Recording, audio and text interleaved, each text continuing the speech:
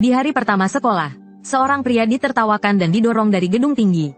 Tanpa diduga, lompatan itu membawanya kembali ke 2 tahun yang lalu. Awalnya dia pikir ini hanya mimpi sebelum kematiannya. Lalu dia mengambil pulpen di atas meja dan menusuk pahanya. Rasa sakit yang nyata membuatnya sadar bahwa dia benar-benar kembali ke masa lalu. Saat itu, seorang berandalan di kelas berteriak. Lalu dia mulai menindas teman-teman sekelasnya. Dan di kehidupan sebelumnya, saya menjadi target mereka. Karena ikut campur dalam penindasan ini, saya merasa bimbang. Haruskah saya menghindari masalah atau membalas dendam? Lalu saya membuat keputusan dan berjalan ke arah berandalan itu. Si rambut kuning melihat ada kejutan tersembunyi. Tiba-tiba dia tertarik pada saya. Saya menatap matanya dan memintanya berhenti. Menyakiti teman-teman sekelas. Tapi si rambut kuning sudah terbiasa bersikap arogan. Sambil tersenyum, dia balik bertanya apakah saya mencari mati. Saya langsung meninju wajahnya dengan keras. Park Min-chul terkejut karena pukulan saya. Dia tidak tahu apa salahnya. Tapi saya berbeda. Saya sudah lama menunggu momen ini. Di kehidupan sebelumnya, saya tidak mendengarkan teman saya. Dan mencoba menghentikan Park Min-chul. Sejak saat itu, hidup saya seperti di neraka. Saya dipaksa bermain game untuk mereka siang dan malam. Tapi sekarang saya bisa dengan mudah melukai Park Min-chul. Teman-teman sekelas saya terkejut melihatnya. Lalu saya menjambak rambut Park Min-chul. Asteris bang, asteris. Saya membenturkan kepalanya ke meja. Lalu saya memukulnya beberapa kali. Tapi setelah saya berhenti, Park Min-chul masih memaki saya. Saya berbalik dan berlari kembali. Dan menendang wajahnya dengan keras. Tiba-tiba sebuah bangku dilemparkan ke arah saya. Saya menoleh, dan melihat anggota geng Park Min-chul. Saya memberi isyarat, jika mereka ingin berkelahi, ayo maju bersama. Jung Min-ho, ketua geng, sangat hati-hati. Dia tahu memukul Park Min-chul akan membuat mereka marah. Sepertinya orang ini gila atau punya backingan. Lalu dia menyuruh Kang Chang-seok, petarung terbaik mereka, untuk menguji saya. Saya tidak takut dengan Kang Chang-seok. Saya sudah punya cara untuk menghadapinya. Saat kami akan bertarung, seorang teman sekelas berteriak bahwa guru datang. Mereka terpaksa pergi, dan menyuruh saya menunggu pembalasan mereka. Saat pelajaran berlangsung, Park Min-chul memikirkan kejadian tadi. Wajahnya sudah bengkak karena pukulan saya. Dia hanya ingat pukulan pertama saya. Setelah itu, dia tidak ingat apa-apa lagi. Hanya merasakan pukulan bertubi-tubi di wajahnya. Lalu dia melotot ke arah saya, dan berencana mengeroyok saya bersama teman-temannya. Dari penampilan saya, dia pikir saya orang yang sok benar dan pemberani. Di sisi lain, Jung Min-ho dan teman-temannya membicarakan saya. Kim Hyun-sung itu membuat kita malu hari ini. Kita harus membalasnya. Jung Min-ho sudah punya rencana. Berencana menghabisiku saat sepi, lalu tertawa jahat. Dia akan membuat semua orang yang memandangnya dengan sombong membayar harga. Kang Chang-seok di sampingnya juga menimpali, ingin mencabik-cabikku. Saat itu bel pulang berbunyi. Guru berbalik dan meninggalkan kelas. Park Min-chul tiba-tiba berdiri dan memaki. Kim Hyun-sung, bajingan kau mati. Tapi dia tertegun setelah selesai bicara. Karena aku lebih cepat darinya. Menendang wajahnya lebih dulu, lalu menjambak rambutnya. Apakah ada urusan yang belum selesai di antara kita? Saat ini, Park Min-chul benar-benar tercengang. Dia tidak hanya tidak kabur, malah memukulku duluan. Jung Min-ho juga setelah bel pulang, membawa orang ke kelasku. Ketika melihat banyak orang berkumpul di depan kelas untuk menonton, wajahnya langsung muram, seolah-olah sudah tahu apa yang terjadi di dalam. Segera bergegas ke pintu kelas untuk memeriksa situasi di dalam.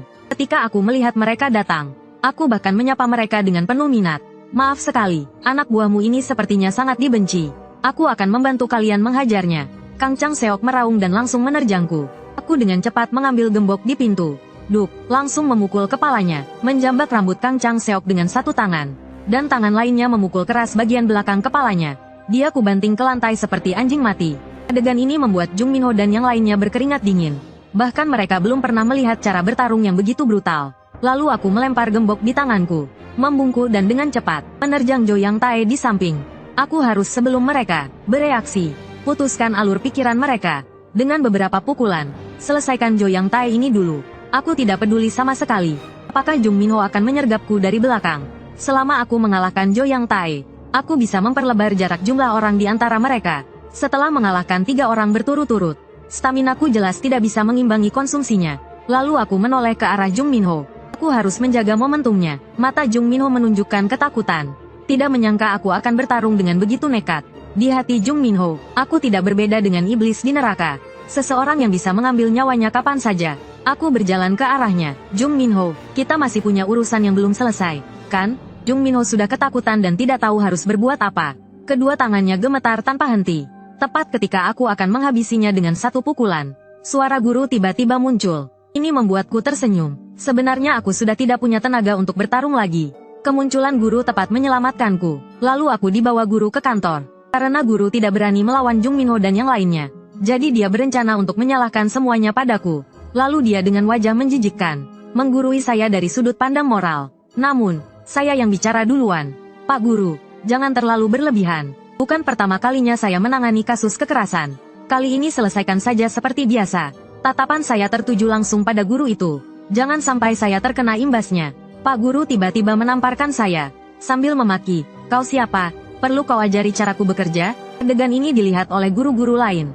Tapi tak seorang pun maju untuk membantu. Saya langsung melewati guru itu. Berkata dengan suara rendah, jika kau sentuh aku lagi, aku akan bongkar suapmu dari orang tua murid. Dan aku juga tahu perselingkuhanmu dengan guru bahasa Inggris. Guru itu langsung panik, bingung bagaimana aku bisa tahu.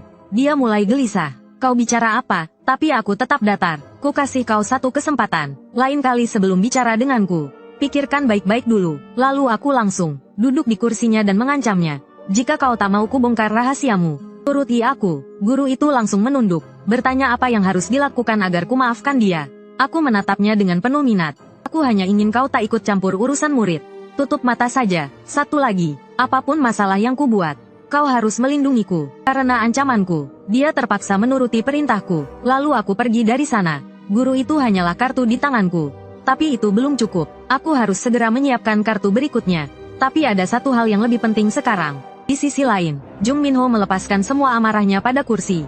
Hari ini, karena aku, posisinya di sekolah terancam. Tapi tak lama kemudian dia menghela napas lega. Dia yakin aku akan dikeluarkan hari ini. Dia masih berpikir kekalahanku hari ini. Dari 3 orang itu hanyalah keberuntungan. Jika diulang, dia pasti bisa mengalahkanku dengan mudah. Tiba-tiba pintu di banting terbuka. Aku muncul di ambang pintu. Jung Minho, urusan kita belum selesai, kan? Saat itu juga, Jung Minho ketakutan setengah mati. Keringat dingin mengucur di wajahnya. Buk, aku meninju wajah Jung Minho. Tubuhnya terdorong ke belakang. Dia sedikit linglung, tak mengerti kenapa aku berani memukulnya. Tanpa menunggu dia bicara, aku melangkah mendekatinya. Jung Minho hampir menangis ketakutan. Matanya penuh ketakutan melihatku. Wos, aku bergerak cepat di lantai. Pak, Kuk tendang lehernya. Tendanganku membuat Jung Minho memuntahkan darah. Tapi ini belum berakhir. Tinjuku mendarat keras di wajahnya. Senyum di wajahku tak pernah hilang sejak aku masuk. Karena aku sudah menunggu momen ini sejak lama. Guru melihat keributan di dalam dari jendela. Jung Minho sangat gembira melihat guru itu. Dia yakin guru yang sudah menerima uang ibunya akan menyelamatkannya. Tapi tiba-tiba guru itu berbalik. Jung Minho tercengang. Aku terkekeh. Di sekolah ini, jangan berharap ada yang akan menyelamatkanmu. Di sisi lain, guru itu gemetar ketakutan di kantornya. Karena masalah yang kubuat kali ini benar-benar di luar kemampuannya. Sudah ada beberapa siswa yang dikirim ke rumah sakit. Guru itu tahu kebiasaan sekolah.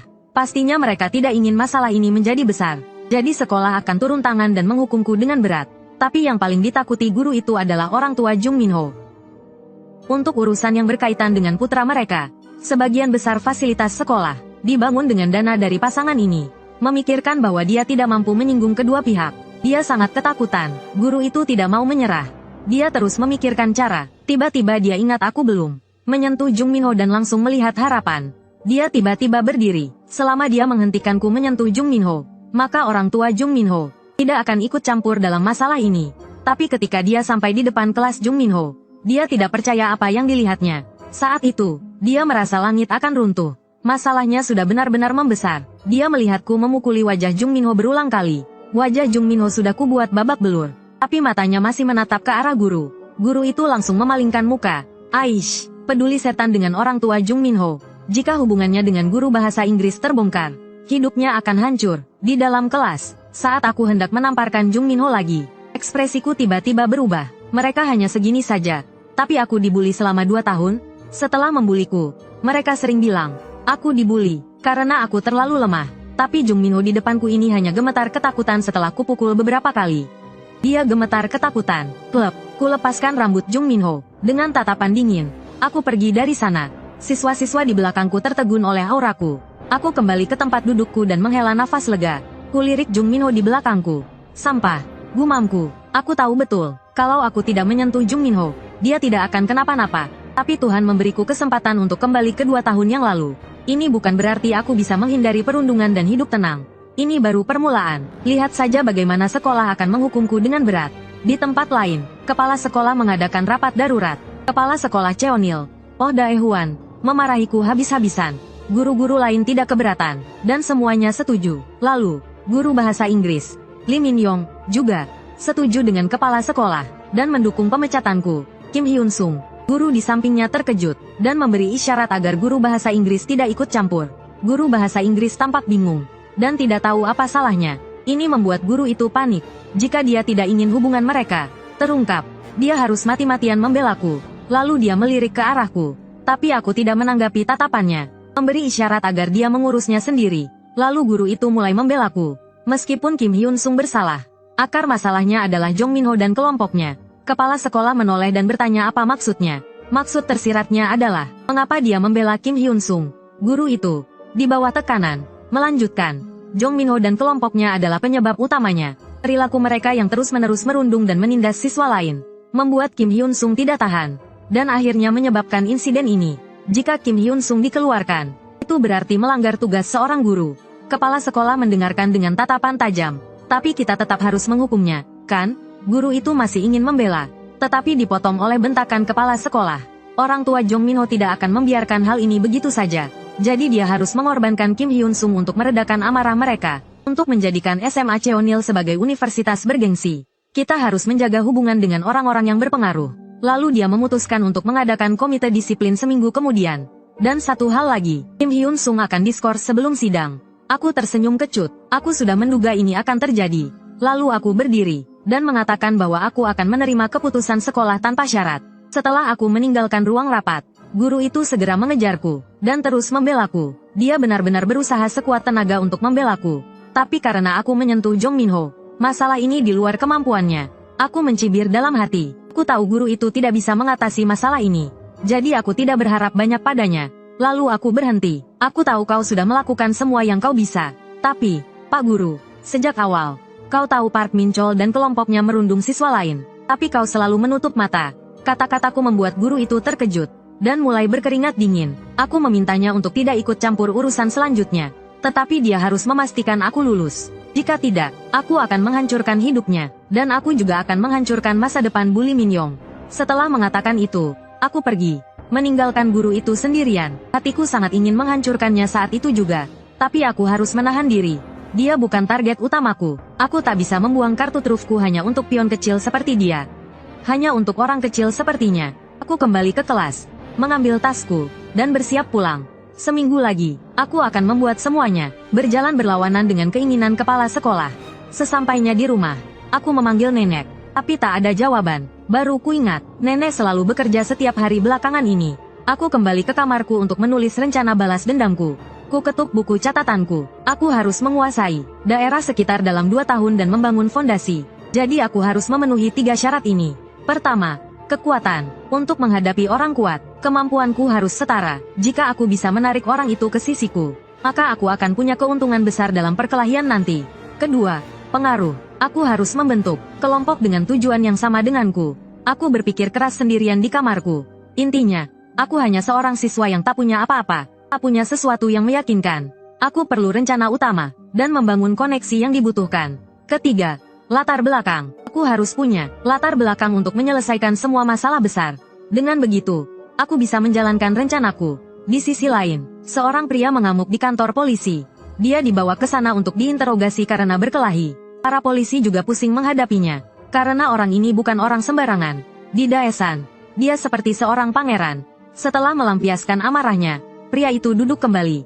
Sebenarnya, dia bukan yang salah dalam perkelahian hari ini. Dia sendiri juga bingung. Saat keluar dari minimarket, dia dikeroyok beberapa preman, dan dipukul duluan. Tapi polisi tak mau mendengarkan penjelasannya. Mereka hanya tahu para preman itu sekarang berada di ruang ICU. Inilah yang membuat Go Chang Beom pusing. Perusahaan ayahnya akan segera menunjuk penerus. Sebagai anak tertua, dia hanya lulusan SMA. Sedangkan adiknya lulusan universitas ternama di luar negeri. Tak ada bandingannya. Jika media tahu dia terlibat perkelahian, maka dia tak akan punya kesempatan jadi penerus. Jadi dia langsung berdiri dan mengatakan, bukan dia yang memulai perkelahian.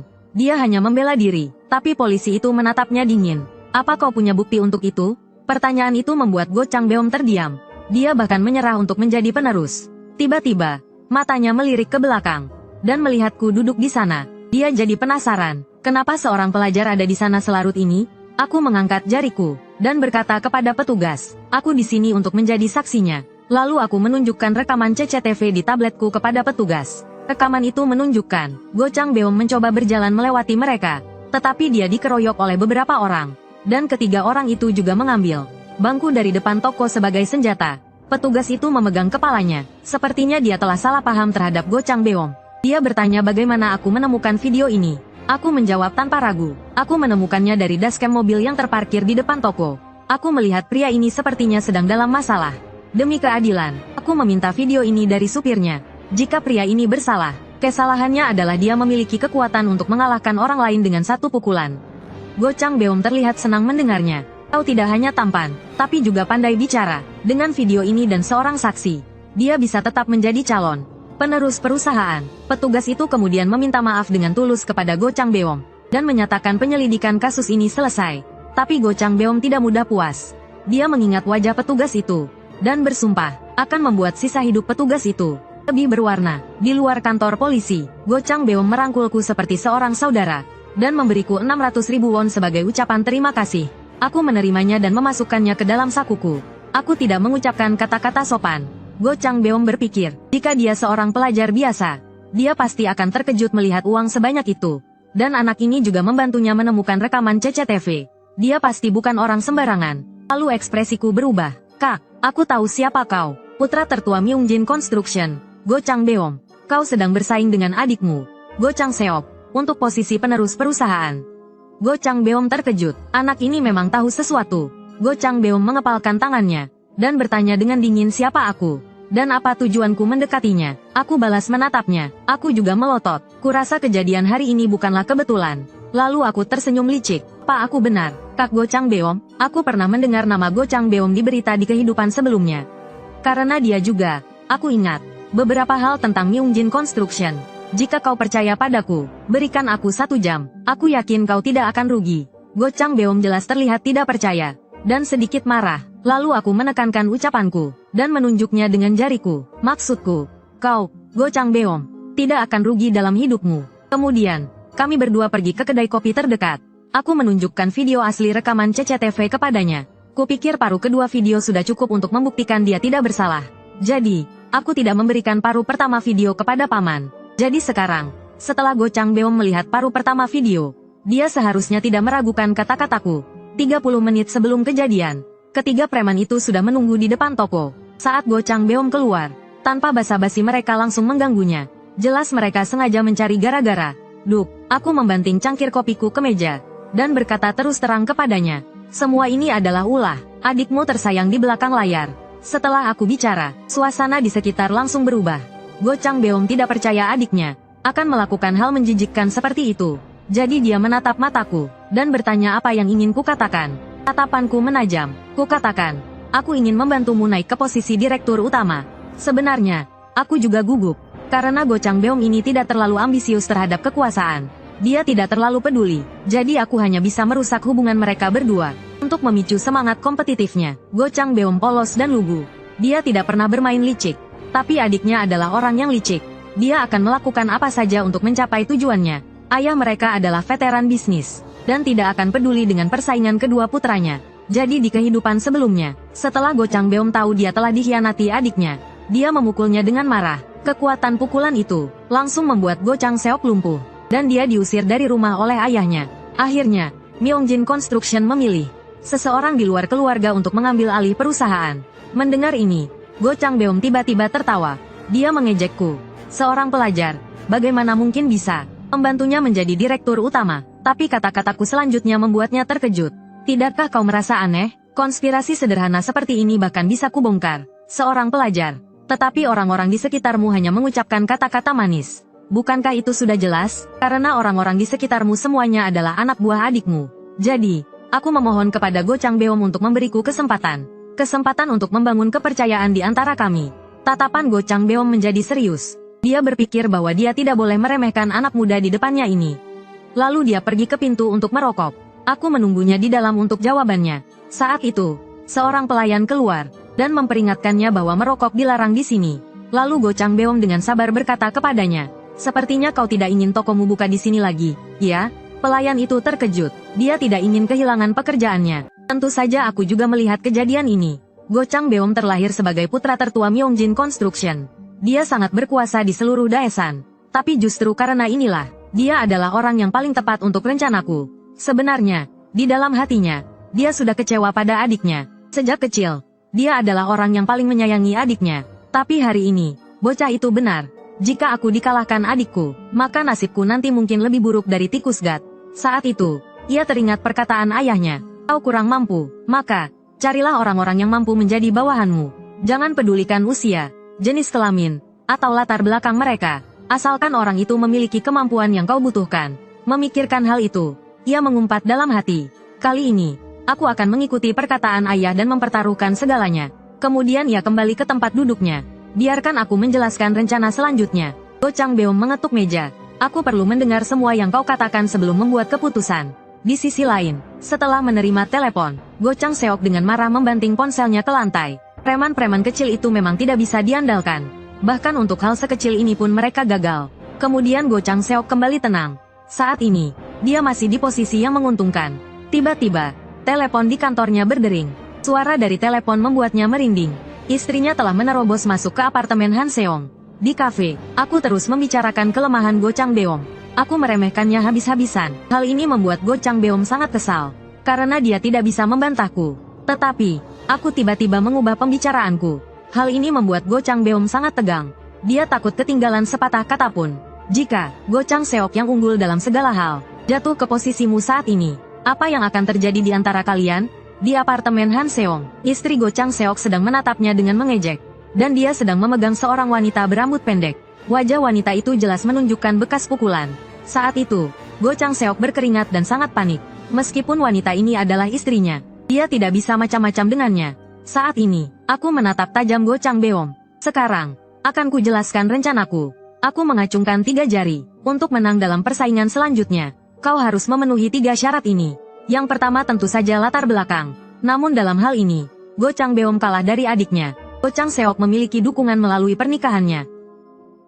Tetapi Go Chang Beom tidak memiliki kekuatan apapun. Aku menyesap tehku dan melanjutkan. Syarat kedua adalah reputasi, dan reputasinya di Daesan adalah seorang preman. Syarat ketiga, dan yang paling penting, adalah kemampuan. Saat Go Chang Beom bersenang-senang di bar, Go Chang Seok telah membuktikan kemampuannya di perusahaan. Mendengar ini, Go Chang Beom memalingkan wajahnya. Dia tidak memenuhi satupun dari 3 syarat ini.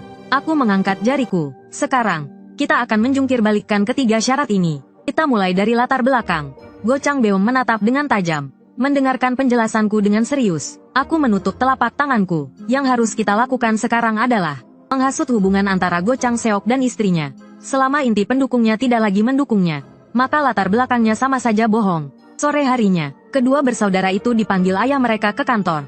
Ketua Go Myongjin sangat marah hari ini. Putra sulungnya ditahan, dan putra bungsunya tertangkap selingkuh. Go Chang Seok merasa bersalah, dan membungkuk meminta maaf saat sampai di kantor. Go Myongjin langsung memarahinya. "Aku harus memohon pada ayah mertuamu. Untuk menyelamatkan pernikahanmu, aku memintanya untuk memberimu kesempatan dan tidak bercerai." Meskipun begitu, istri Go Chang Seok tetap memilih untuk pisah ranjang. Go Myongjin sangat kesal. Dia telah mengatakan berkali-kali bahwa jika seorang pria tidak bisa mengendalikan dirinya sendiri, maka keluarganya akan hancur.